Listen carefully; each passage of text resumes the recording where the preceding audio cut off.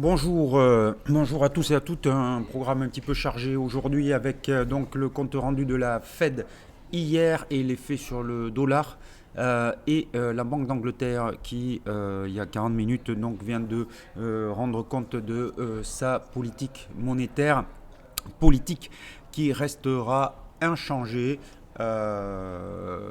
C'est une surprise puisqu'on attendait une petite hausse des taux de 15 points de base, donc un vote à 7 contre 2 pour maintenir les taux en l'état actuel et surtout une déclaration assez vague sur une hausse des taux en décembre, donc un ton beaucoup plus accommodant que ce qu'on attendait, un ton accommodant qu'on a retrouvé hier aussi avec la Fed, puisque Monsieur Powell a bien spécifié qu'il ne se il ne se sentait pas tenu par un calendrier et que ça dépendrait, une hausse des taux dépendrait de la situation sur le marché de l'emploi.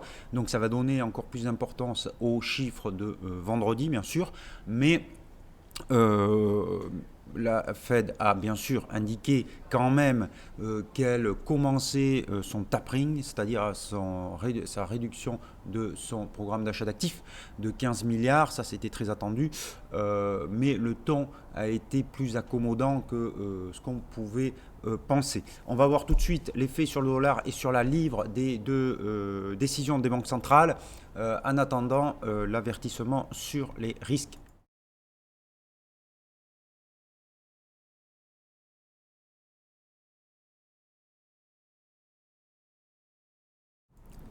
Voilà.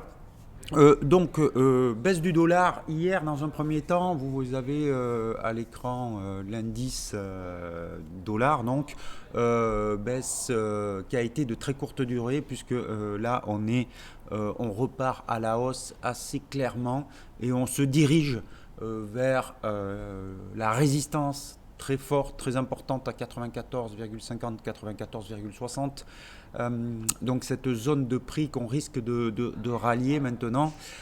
Donc, bien sûr, on va privilégier les trades long dollar si on doit prendre des positions sur les paires qui ont comme contrepartie la devise américaine. Alors, on va tout de suite commencer par la livre, puisque la décision, je vous le disais, vient de tomber. Donc forcément, hein, des décisions qui va plus accommodante, donc qui va vers une hausse des taux retardée, et donc qui ne soutient pas la livre, et donc la livre est en train de baisser assez fortement. On est revenu sur un 35,70 dans un premier temps et on continue de baisser. Le prochain niveau, ça va être 1,3410. Donc, euh, le tout est maintenant de trouver un point d'entrée et ça va pas être facile parce que, comme vous le voyez sur l'horizon de temps, une heure, la baisse a été extrêmement rapide sur l'annonce du chiffre et le RSI est déjà en zone de survente assez marquée. Alors ça ne veut pas dire que la baisse est finie, loin de là, mais ça veut dire que pour trouver un point d'entrée, ça va pas être simple pour avoir un risk-reward comment dire, un risk-reward alléchant. On pourrait, euh, attendre un retour sur un 36, mais ça ne prend pas du tout la direction. Alors, si vous visez un 34-10, on peut toujours prendre position maintenant avec un stop au-dessus de un 36 40. Ça offre un 36-40, c'est le point haut donc au moment de l'annonce, c'est le point haut de la bougie horaire que vous voyez maintenant, qui va se clôturer dans 15 minutes. Donc bon, il vaut mieux attendre, mais ça m'étonnerait qu'on ait un reverse sur le câble maintenant. Donc effectivement, un 36-40, c'est un point de stop loss. mais le risk-reward, même s'il est favorable, ça laisse quand même quasiment 100 pips de risque de perte. C'est beaucoup. Donc vous pouvez peut-être prendre une toute petite position en rapport à votre capital ou attendre un rebond pour avoir des vents plus favorables. Un rebond vers, par exemple, alors un 36 serait l'idéal, mais je ne suis pas sûr qu'on y aille. Et si, si ça ne rebondit pas, tant pis. C'est ça le trading aussi. Quand on a loupé le train, on peut pas monter en marche. Et donc, on va aller voir alors l'euro GBP. Vous voyez que c'est exactement la même réaction, bien sûr. Faiblesse de la livre. Alors sur l'euro GBP, parce que l'euro est pas très fort non plus, on va le voir dans un instant. Donc la hausse est moins conséquente. Donc si vous voulez jouer la baisse de la livre, c'est plutôt contre dollar qu'il faut le faire que contre euro. Ça offre plus de potentiel. L'euro-dollar, justement, donc toujours dans une tendance baissière, on a cette bougie rouge. Alors, comment dire, le fait que l'euro-dollar ne rebondisse pas malgré le communiqué de la Fed hier qui était plus accommodant qu'attendu, ça montre quand même que l'euro est faible et que le dollar est fort. Et donc, on risque de venir tester assez rapidement cette zone à 1,15 dont je vous parle depuis plusieurs jours, qui est assez importante. Et cette fois-ci, cette zone, pour moi, elle est en grand danger. On va attendre la clôture ce soir, mais on s'en rapproche et on pourrait avoir une cassure. Alors, je vous rappelle l'objectif final, en 11,50, si jamais cette zone casse, mais on s'en rapproche. Pour l'instant, nous n'avons pas le signal, donc on est trop proche de ce support qui pourrait toujours entraîner un rebond. Donc, on n'anticipe pas, mais on pourrait avoir une cassure à surveiller de très près. On va aller voir le kiwi, parce qu'hier je vous avais dit que un trade long pouvait se mettre en place sur le kiwi. C'était dû à ce rebond sur le support à 0,7090 et je vous avais dit qu'il fallait mettre un stop sous 0,7090 vu la force de dollar et le fait qu'on a une bougie rouge aujourd'hui. Alors encore une fois, il y a encore toute l'après-midi aux États-Unis, mais personnellement, je sortirai de ce trade d'ores et déjà avec une petite perte, mais tant pis parce que le dollar semble fort malgré le communiqué de la Fed. On va aller voir l'euro suisse. Alors là, je vous ai dit qu'il faut être long suisse si vous êtes en pause.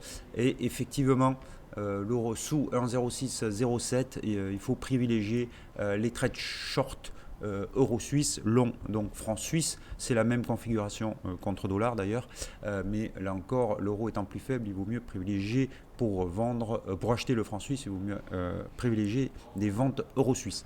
Alors, le problème, c'est trouver un point d'entrée si vous n'êtes pas en position.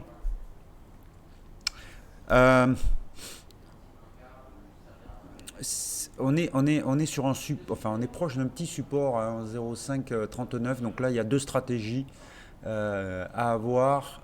Soit vous rentrez sur une clôture sous ce support avec un stop loss au-dessus des derniers sommets à 1,0595.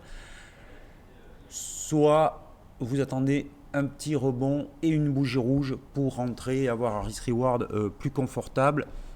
À vous de voir. En tout cas, l'objectif dans un premier temps, c'est le fort support à 1,05 qui est un plus bas sur plusieurs années. C'est pas impossible qu'on casse ce support d'ailleurs. Donc l'euro suisse est une devise qui offre des potentiels de baisse. Le dollar suisse, on va voir ça tout de suite. Le dollar suisse, alors vous voyez que c'est ce que je vous disais tout à l'heure, hein, c'est que ça offre un peu moins d'opportunités que l'euro suisse pour jouer un trade long franc suisse. Le dollar yen qui fait des zigzags depuis plusieurs jours, il est en consolidation.